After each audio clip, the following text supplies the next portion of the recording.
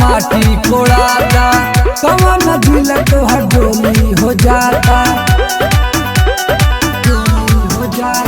मानर पूजाता माटी कोड़ाता कवन दिल तोहर डोली हो जाता अपने बसा ले लो घर है प्यारी हमरा के ढह देलू खाड़ी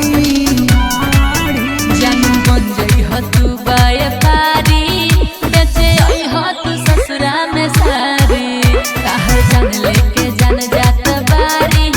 बेचे आई ह तू ससुरा में सारी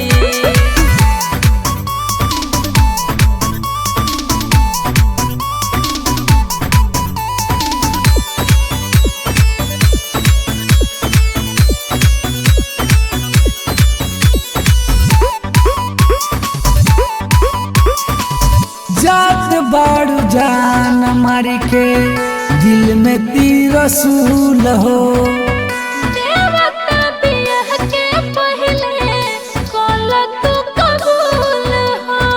अइला का आज ये जात बाड़ू जान मारी के दिल में तीर रसूल हो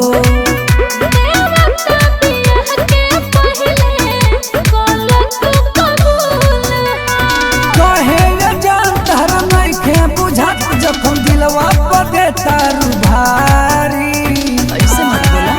जानू बन जई ह तू बाय पारी बेचे आई ह तू ससुरा में सारी काहे जान लेके जान जात बारी बेचे आई ह तू ससुरा में सारी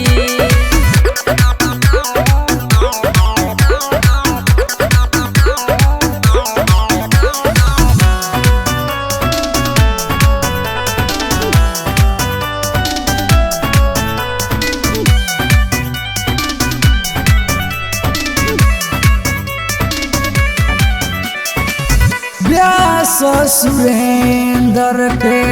भूल जई बुझा